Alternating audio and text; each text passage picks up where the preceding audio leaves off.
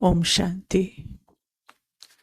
किसी की दबी रहेगी धूल में, किसी की राजा खाए, किसी की चोर लूटे, किसी की आग जलाए।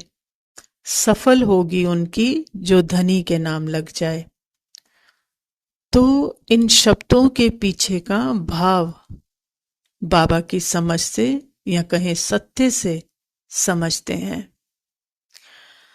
किसी की दबी रहेगी धूल में, मना सत्य की नोइंग नहीं होगी और खुद को माइंड और बॉडी समझकर ही जिएंगे और शरीर समझकर शरीर के संबंध पदार्थों में ही जीवन बीतेगा और शरीर समझकर ही भ्रम में शरीर छोड़ देंगे।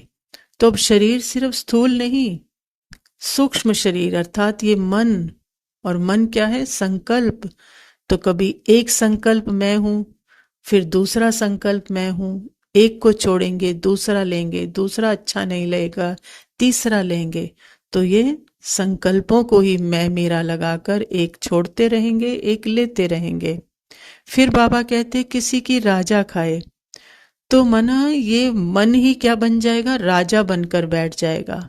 जैसे सागर से लहर अपनी अलग पहचान बनाकर बैठ जाएगी कि मैं ये हूं, मैं वो हूं, मैं पद्मा पदम भाग्यशाली हूं, मैं मास्टर सर्वशक्तिवान, मैं ट्रस्टी, मैं निमित। मना मैं तो लगी ही रहेगी, है ना। नेगेटिव संकल्पों को छोड़ पॉजिटिव संकल्पों के ऊपर अटेंशन, उसको पॉजिटिव संकल्पों को मैं लगती रहेगी। तो जैसे मन ही राजा बनकर बैठ गया और सत्य को जैसे खा गए।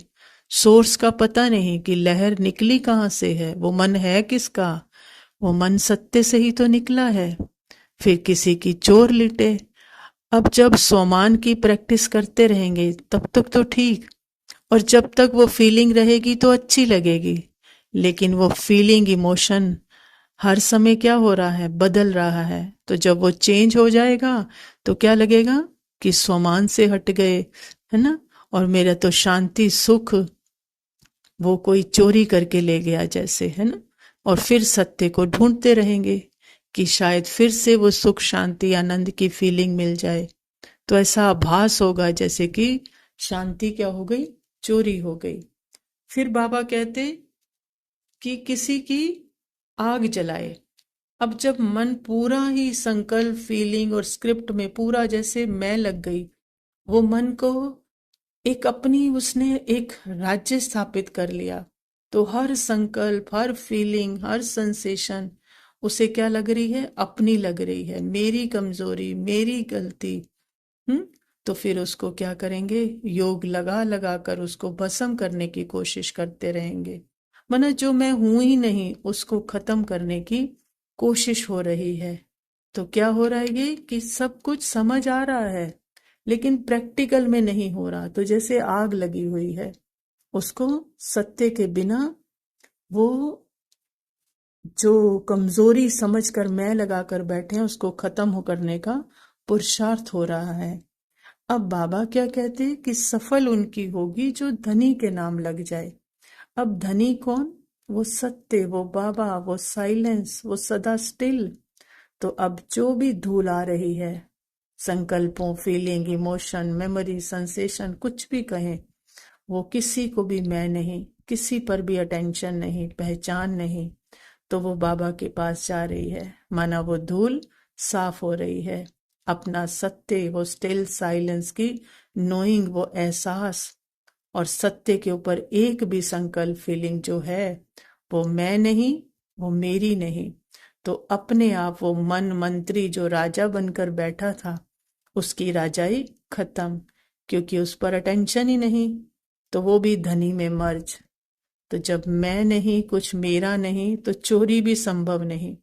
फिर चाहे सतो प्रधान संकल्प आए या तमो प्रधान, अटेंशन बस अपने सत्य में। तो ये चोरी भी क्या हो गई? खत्म। तो जब स्क्रिप्ट का कुछ भी मैं हूं ही नहीं, तो भस्म क्या करना है? न मैं न मेरा, तो आपे ही विनाश हो गया ना। जब मेरा ही नहीं तो खत्म। हम्म? आग लग गई, मन सत्य की ज्योति जगी, तो अपने आप वो जन्मों का देह अभिमान मोम की तरह पिघल जाएगा, है ना। अग्नि लगाकर फिर जलाने की आवश्यकता नहीं, सत्य को जानना ही वो सारे विकर्मों को, वो भ्रम को, वो असत्य को, इल्यूजन को विनाश करना है। तो बस एक स्टेप, जो मन राजा बनकर बैठा था, मीन सागर से वो जो लहर अपना समझ कर के एक अलग अस्तित्व बनाकर बैठ गई थी, मैं मेरे का, जैसे ही सत्य को जाना तो मन अपने आप समर्पण साइलेंस में, अब वो धनी जहां चाहे जैसे चाहे उस खाली मन को यूज करे। और वो जब यूज करेगा तो सफल ही है, असफल शब्द की भी अविद्या है। तो ये जितनी सारी बातें बाबा ने बोली, तो उसका एक ही मंत्र बाबा क्या देते, मन मना भाव। तो जब सारा मन उस सत्य में मर्ज, तो सिर्फ सफलता ही है और कुछ हो नहीं सकता। ओम शांति।